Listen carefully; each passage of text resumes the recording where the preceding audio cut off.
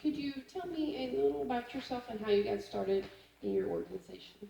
Okay, well, my name is Jill, and I started practicing yoga when I moved to Seattle in 1998, and I really loved it, but teacher training was kind of out of the cards for me just based on, because I worked in retail as a retail manager, so my work schedule was really erratic, and it's expensive. So when I moved back to Ohio, I met my husband, got married, and had kids, and after I had my second, I had an opportunity to train in children's yoga, and then Miami University became a registered yoga school, which was a great opportunity for me to be able to do the teacher training, and so I've gone through that. I've been teaching, and now I'm also one of the trainers for yoga teachers. It's a great career path. Mm-hmm. Oh yeah, especially with Miami too. Mm-hmm. Let's see, thinking about your role in the organization overall, what are the top 3 responsibilities you fulfill most every day or every week? As a trainer, providing the content for the students in a method that's transferable to them, that they can absorb. Also providing feedback for them as they teach in the class. They are assigned a different class, and I have to attend and provide feedback for what they do. So working one-on-one and working with them in a group would be my biggest responsibilities. And then how many classes do your instructors teach?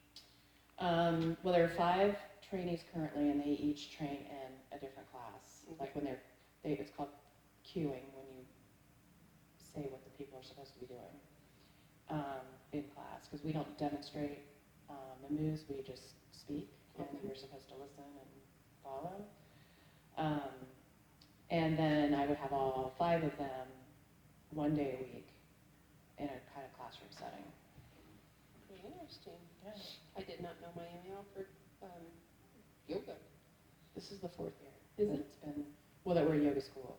Mm-hmm. So it's an official national? Yep, it's registered through the Yoga Alliance, which is like the national, kind of head of yoga. And I'd say there's a half and half community student presence in it every year, which is nice. Really? Maybe there's a whole employee health and wellness, Mm-hmm. and I know there's yoga and Pilates, because I can teach Pilates as well. Okay. So yeah, that's all. There's benefit for the employees. It's free. So we already did that one. Would you consider each of these responsibilities to be a traditional leadership responsibility? I think so.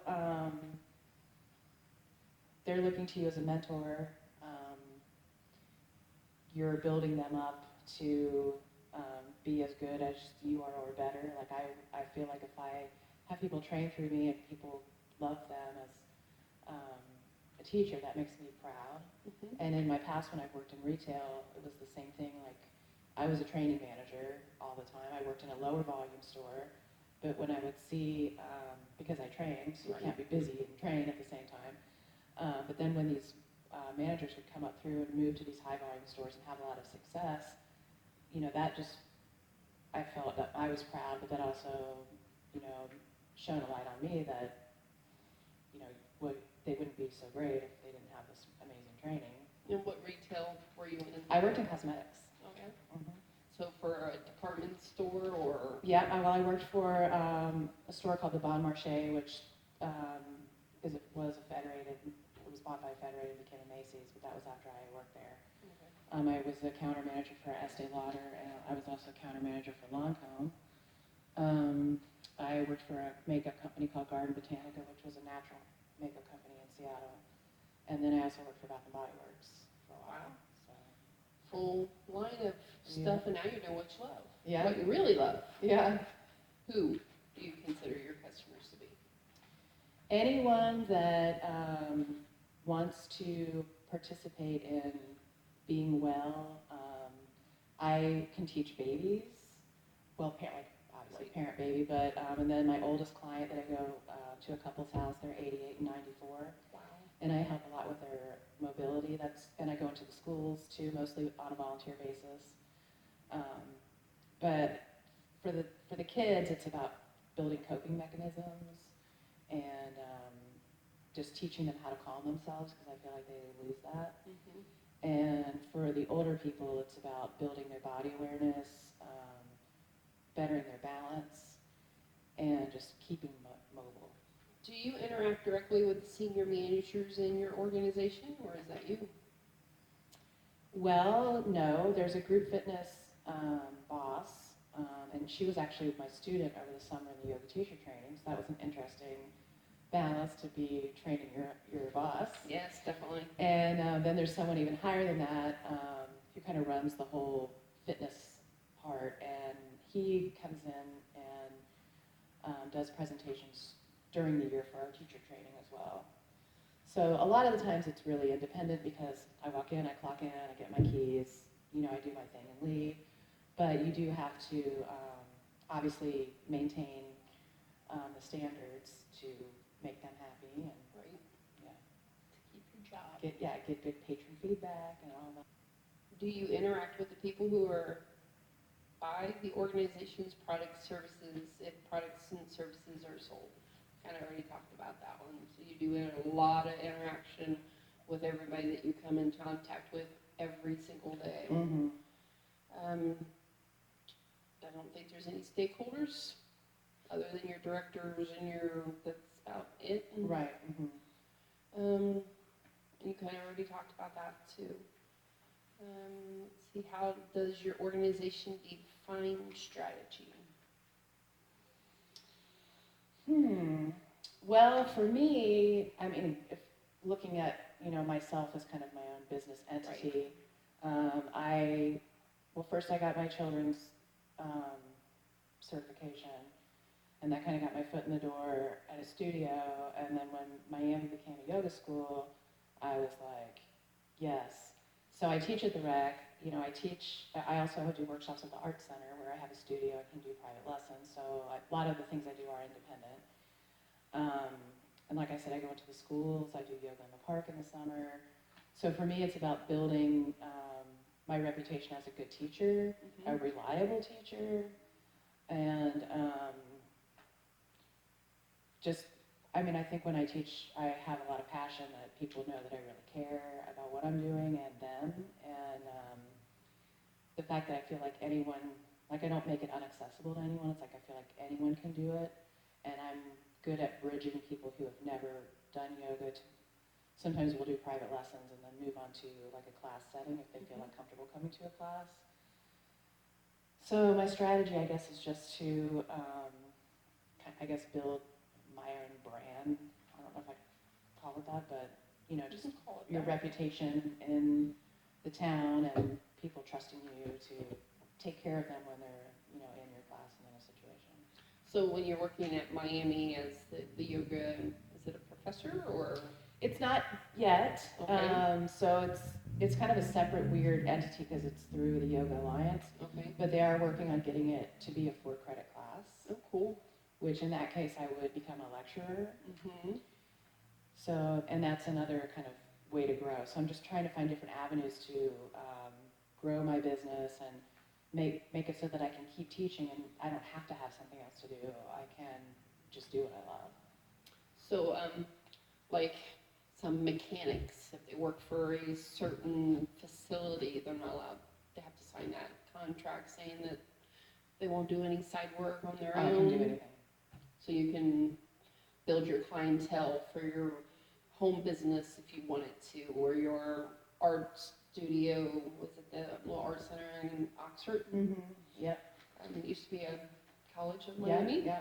So the benefit of when I do these other things, though, like I did yoga in the park I think I had 2 subs for the whole summer, but those people know me, and every time, I announce at the beginning, like I work at the Rec Center, if you like this class. So it's also helping the Rec Center when I go and do other things because it's bringing people in. Right. And I've had 2, at the workshop at the Art Center, a woman and her husband now come to, like they got Rec passes and, come to my class regularly at the Rec as well as the workshop. So me branching out actually benefits them more than would hinder them. Yep. What are the components that are present or take place when your organization does strategic thinking and planning? You kind of just talked about all Yeah. that. One other thing, I knew that I wanted to be a trainer. Mm-hmm. So in order to do that, you have to become an ERYT, and RYT is registered yoga teacher, and the E is experienced. Mm-hmm. You can't get that until you've taught 2 years and 1,000 hours. Wow. So I taught a lot when I first came out because I knew that that was the path I wanted to go down. Mm-hmm. And the woman who trained me and is still co-teaching with me, she wants me to take her place, Oh, and yeah? she's retiring in about 3 years. Wow. So she's like grooming me to like take all that over, and we've been kind of planning that. So Is this process handled, the strategic process, the strategic thinking and planning, is it handled by an individual, a team, or via another approach? I would say individual, and then maybe, I wouldn't say a team, but I guess, the woman that I work with and I have kind of planned it. But everyone else, they're aware, and they know that I'm being groomed to take that over, so. Would you please describe your organization's processes for communicating new strategies? I don't know if that's really, Relevant to your job. yeah. So how do you advertise your yoga classes? Is it Oh, okay. via a website? Is it through the rec center strictly? Do you hand out flyers, post things? Do you do any of that? I don't do any of that. Personally, the art center promotes the workshops that I do there, Mm-hmm. and the rec promotes the workshops that I do there. Art center. So the art center does all that too, and you register through their website, and same thing with the rec. I do workshops there too, as well as just the regular classes I teach, and that's all registered online. Yoga in the Park is a lot of Facebook, but that's through McCullough Hyde and the Coalition for a Healthy Community. Okay. And so I share everything, and of course word of mouth. Like at the end of class, when I'm at the rec, I had my workshop at the art center starts next week. Right. So self promotion, and Right. then but a lot of the big stuff as far as marketing would be taken care of through like the heads of the places. The places that are. Mhm. I do have business cards and things like that too that I can give to people, but. So you kind of promote yourself on your own Facebook, and at the end of every class, and then how do you get the clients that you go to their houses, the 80-year-old man and wife? So I used to work at Root, which is a yoga studio uptown, and we had a chair yoga class. And there were 2 women that came really consistently, and when I stopped working at that studio, the one woman her health was she was no longer able to participate, but the other one really wanted to, so I just offered to do that for her. And now that I have my studio at the Art Center, it's easier for people to come there because I have all my props and everything that I need, and that's really just kind of a word of mouth. How do external factors such as competition, the environment, government regulations, the state of economy, social norms, and cultures, I can't even talk, influence how your organization strategies are developed and executed? Well, the competition's a big one because the rec was the only thing in town. Now there's Root Yoga, which is uptown. There's that new Royal 24 gym, which is on Just seen that. College, and they have yoga, but I think it's only once a week. And then I'm also, I guess, creating competition by teaching at the Art Center and doing some other things. But I think culturally, yoga is becoming more mainstream. It is very much. So it's not as much of a When I first started teaching, I was teaching at the Y in Hamilton on the west side, at the Fit and Y, and I taught kids yoga, and it was packed always because it was free. It was part of their membership that you could attend for free. But even then, some people were kind of like, what is this yoga? It's not a religion. Right. It's just I wouldn't say it's just exercise either. It's, I mean, it's about looking inward and, Right. you know, being in touch with yourself more than any kind of doctrinated kind of thing, so. How do external factors such as competition, the environment, government regulations, the state of economy, I don't know, culture, influence how your organization's strategies are developed and executed? I think with the competition, the rec has lowered the price of group fitness because they have more competition. And then that also, like with the state of economy, like, you know, if you're having a hard time making ends meet, you're certainly not going to pay to go to a yoga class. So when the economy kind of goes like this, you know, obviously we see it because exercise is important, but paying for it is a lot of times not what someone's looking for when Right. they can't really afford it. Yeah, I think just trying to be competitive with the other prices of places in town. And then also at the rec, we have more experienced yoga teachers. I think we might be the only ones with the experience, like the ERYTs. We have 4.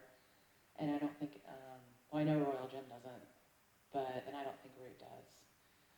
So that's another kind of marketing factor that they can, a strategy that like, hey, if you want the top-notch teachers, this is where you need to come. Right. Well, it's kind of expensive. I don't know. You got to pay a membership fee, and then you got to pay for the yoga, or is That's a big myth about the rec center. You think you have to be a member to access the classes, but you don't. You can just buy a group fitness pass, and it's really not that expensive. You can buy a 10-class pass for $75 if you're not That's a member. not different? No.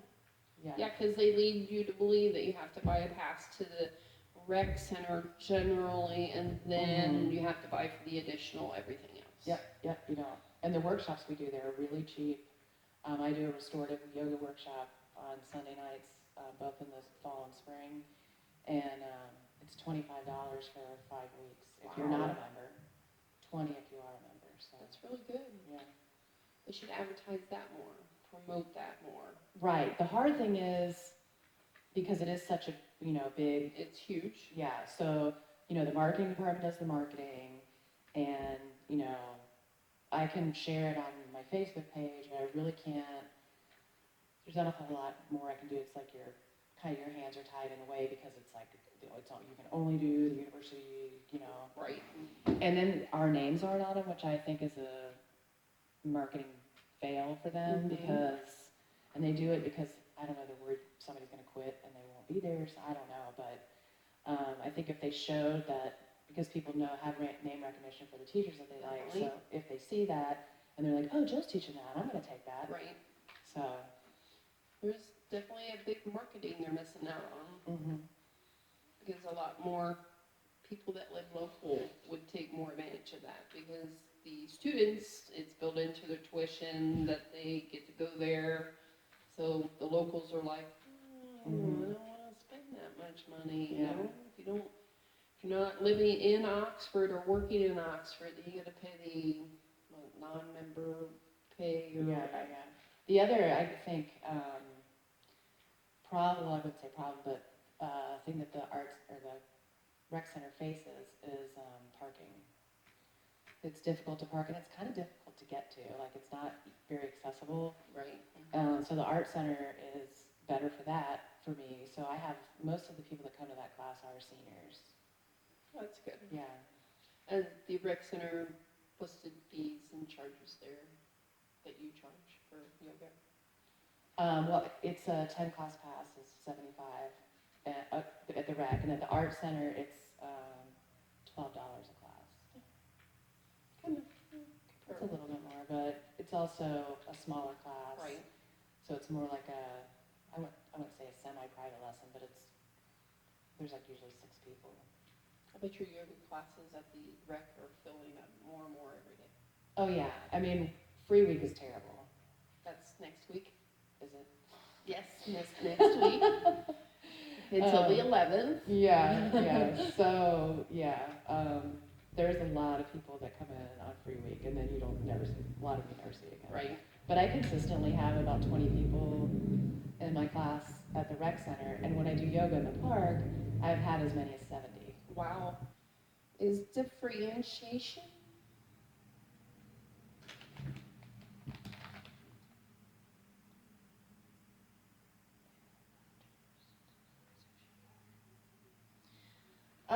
I think maybe what I said about the having the experienced yoga teachers would be something that sets the rec apart from the other studios. Where most of the people that teach at the rec, I wouldn't say most, I'd say half of us are community members, adults, not all students.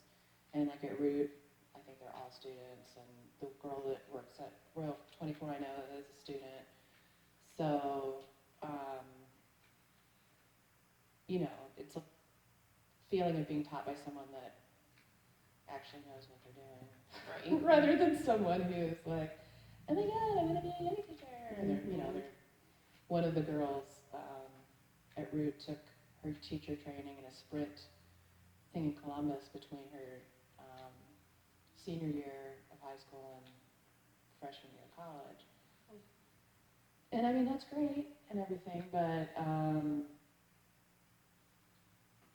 I think attending a class by someone who's been practicing for a long time and knows, just has more experience, is generally safer for people, especially the population that I tend to teach, which are, I mean, I'm 47, so it's definitely people that are like 40 and up. And you have, the older you get, you have to be more careful.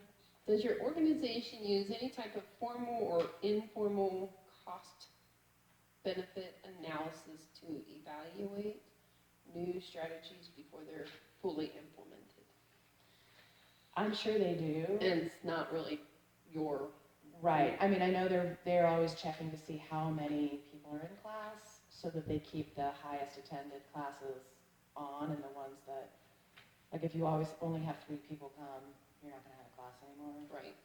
So, I mean, I guess that's a way that they would do it, but that isn't something that I do. So what do you do?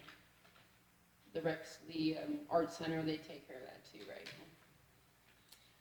Does your organization have any partnerships with other organizations? But we already know that your yoga is associating with Miami as a partner. So, and then you're at the art center. Right, it's just through the art center, and then the yoga in the park is, Oxford has that Coalition for a Healthy Community, and then TriHealth come together and get a grant to put that on for the community. And then, I mean, I partner with the schools as far as, like I said, I do it on a volunteer basis to go in, but they're trying to get a grant through the coalition for me to go into the middle school and high school next year to do yoga instead of detention. Wow, that's a good plan. So we're working toward that, which I think will be great. Might want to look at Union County for something like that. Well, you know what? I think they had a yoga teacher, but she retired. Because a girl came in when we were doing a teacher training one night, and she was just a girl at the rec center, and I was talking to her, and she said that she did yoga at school, and I was like, where? She's like, Union County, and I was like, really? So she said her teacher, just her classroom teacher, was doing it in the classroom. So, Wow. But yeah, I mean, I would definitely branch out to Union County schools and try to get an Worth a exemption. shot, you know, Yeah. what could they tell you? They already got one, that you won't want to step on toes, so they just walk away. Right. You don't know unless you ask. That's right. And then like I said, I wanted to try to get something at the junction, a small class. And I talked to someone about that. It just I haven't had time to really like nail down a time to do it. But I think even in College Corner, people would. I mean, Dino. I don't know if you know Dino. Dino Horn. Yes. He's like, I'll do it. I will do it. And I was like, you need to. So I don't know. I may have like a class of little old men. Who knows? You never know. It could happen. Yeah. Let's see. I mean, it's more female dominated than men, but Is it? it's getting, I wouldn't say evening out, but I'd say like when I do yoga in the park, there's probably a third are men, and if there's 50 or 60 people, that's a lot of men. That is a lot of men. So Have you had to make any fundamental changes to your organization's structure, I can't even say that word, operating principles or other basic attributes in order to successfully implement your new strategies? Well, I'll apply that to the yoga teacher training. So we, over the summer, or maybe it was the end of last semester, or last spring, we went through the syllabus and thought about the order we were teaching it, and does that make the most sense? Is that setting them up for the best success to come out of the training? So we like radically revamped the way we were, we still have the same topics, it's just the order in which we're covering them. Mm-hmm. So that was a huge change to kind of mix all that up. And having them be what they're responsible for as far as we do an anatomy weekend, and they are responsible for, we changed the anatomy first because we felt that people felt more confident once they knew more about the muscles and the joints and different things and different injuries that could happen. Right. So the students in the training felt more comfortable cueing in the class when they knew that ahead of time rather than doing it second semester. Mm-hmm.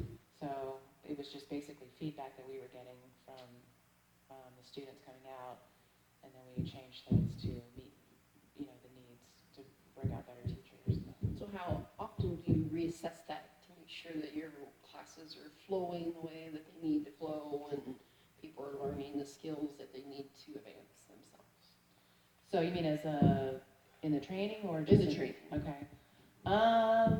Well, that was the first time we had done it, and because she started it and just wrote everything herself, and then myself, my trainer, and another trainee that came out after I did, we kind of like gave her feedback on what we wish would have been first, and how we would have liked it to be, and we didn't come through the same class, so it was like different feedback from each class because it's only the fourth year. So Okay. yeah, so we did it spring semester, and then we implemented it over the summer, which was kind of hard because everything was faster over the summer. So this is the first year that we're really doing it this new way.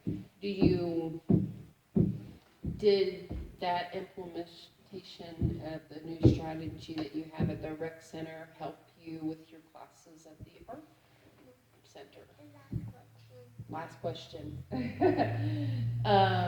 No, because the way I teach at the rec center, I'm a vinyasa teacher, which means it flows with the breathing, and it can be more of an athletic style. Okay. And what I teach at the art center is way different. Is it?